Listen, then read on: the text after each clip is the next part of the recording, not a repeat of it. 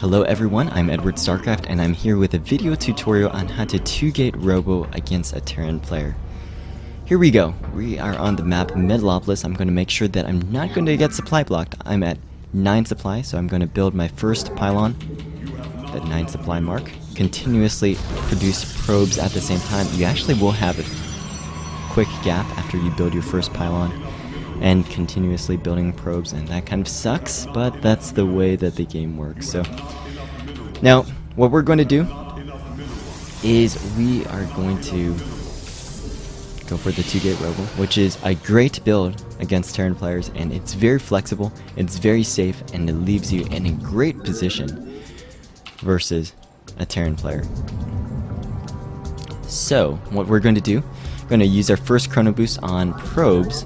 Going to build our first gateway on 13 supply. Use our second chrono boost on the probes as well, right after we build our gateway. And then go for an assimilator at 14 supply. Make sure to continuously build probes. Probes are very, very good. Very powerful units. And now at the same time, let's go and scout. Now we're getting up to 16 supply, which means we need another pylon to power our stuff, to give us all the psi we need to control our units. We're going to build a second pylon as soon as we can, and now the assimilator is up right after we build the pylon, so we are going to collect gas from the assimilator as well. Now this is where the build can deviate. I tend to prefer chrono boosting out probes, so you can see I'm actually using more chrono boost on my probes. Now we get our first gateway out, so we're going to build a cybernetics core right after our first gateway and continue to build probes. After you have enough money while continuing to build probes, we're going to get a zealot out of your gateway. And what that does is it's going to allow you to hold off most early Terran aggression, or at least transition into holding most early Terran aggression relatively easily. Now, we're building up a little bit more money. I'm going to get a second pylon as well. I still like chrono boosting out my units, and here we go. We're in the Terran base, and you can see I didn't actually see too much. In this case, I'm playing against a computer, so I'm not too worried, but let's keep on going. Build a stalker after our first zealot, get our warp gate research, and we can use our chrono boost on it as soon as we get our cybernetic score up. And now get our second gateway up and running, and also an assimilator, second assimilator. Go as well. After our stalker, we are actually going to build a sentry out of our first gateway. Continue to chrono boost out our cybernetics core. As soon as we get the chrono boost, continue to build probes as well. Going to build a fourth pylon.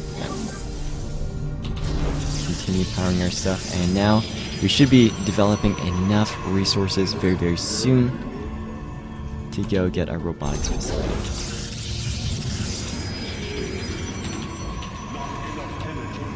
Continue to build harvesters as well.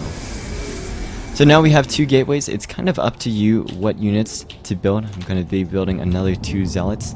The reason is I have the sentry right now, and as long as I can force field at the bottom of the ramp, then I can have my zealots chop up any Terran units. Terran units actually really bad against zealots if zealots are right next to their face.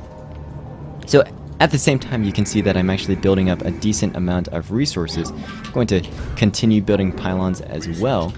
And now I've finished my warp gate research, and I'm going to turn these first 2 gateways into warp gates, get an observer out of my robotics facility, going to chrono boost that out. And you can see that I've actually built up 400 minerals, and what that's going to allow me to do is build an expansion.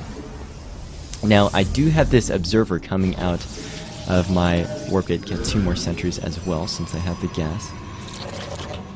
And now the thing is, I should be able to get my observer to my opponent's base to see what's going on. Also, I like getting immortals. I like getting at least 1 immortal after my first, and also build another pylon. Make sure I don't get supply blocked. I like building immortals after my first observer. Immortals are actually really good units.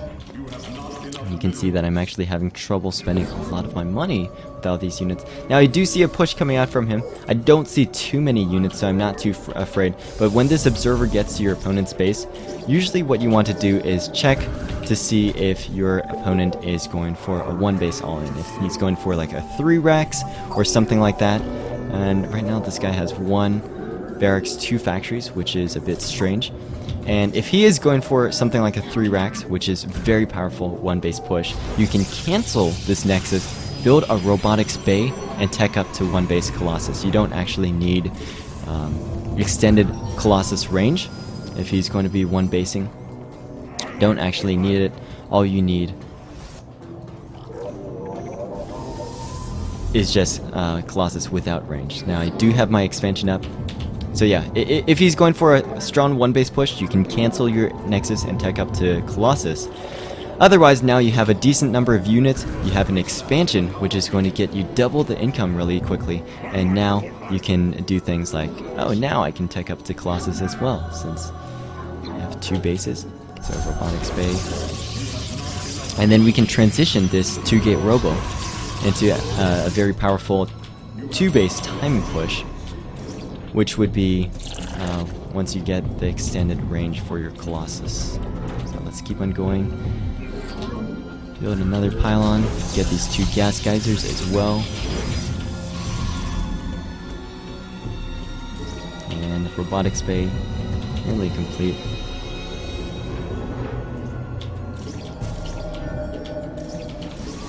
Build another sentry, another stalker, just for fun. And you can see that I'm actually continuing to produce units out of my gateways as much as possible, continuing to produce pylons, and now I'm getting my first Colossus. Chrono boost out your Colossus as quickly as possible, and I actually spent a little too much of my gas on my sentries because I need to get extended thermal lances, but that's alright. So now I can get extended thermal lances, chrono boost out both the Colossus and the extended thermal lances. And you can see that my opponent has not expanded yet, so he does not have as much economy as me. And now you can see that I'm starting to build up a few more resources, and I can add on a 3rd and maybe even a 4th gateway. So that, and continue to build pylons. So first Colossus is out, you can see that. Continuing to chrono boost out this Colossus. Continuing to build pylons as well. Continuing to warp in units over here.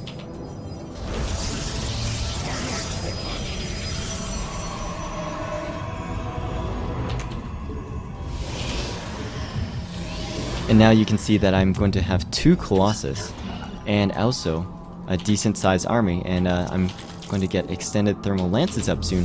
So this is a great time to push. It's what most people call a timing push, because it's a great time to push.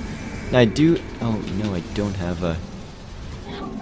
So now bring a provolone with you to establish a proxy pylon so you can reinforce. You can see I have 2 more gateways, so I'm going to actually get those researches up. Get those warp gates up. I can now build a forge or 2. I prefer 2 forges actually, to start researching attack upgrades at the same time. And now I can also move in.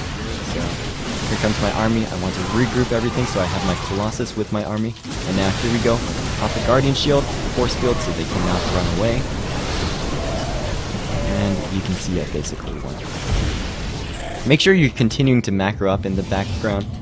You can see that I certainly am not, but continue to produce units. Spend your money. Keep on building pylons, because pylons are awesome. And there is the GG. So that's a quick lesson on how to 2-gate Robo against a Terran opponent. A few adaptations that you might want to use are that you might want to, if your Terran opponent is going for Banshees, you can get a 2nd or even 3rd observer to spot for Banshees in your own base. And then you should be able to hold off the Banshees, and since you have 2 bases, you're going to be in a better position than your opponent.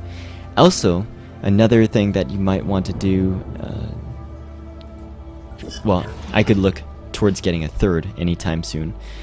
Especially because my first push may have killed off a decent amount of his units.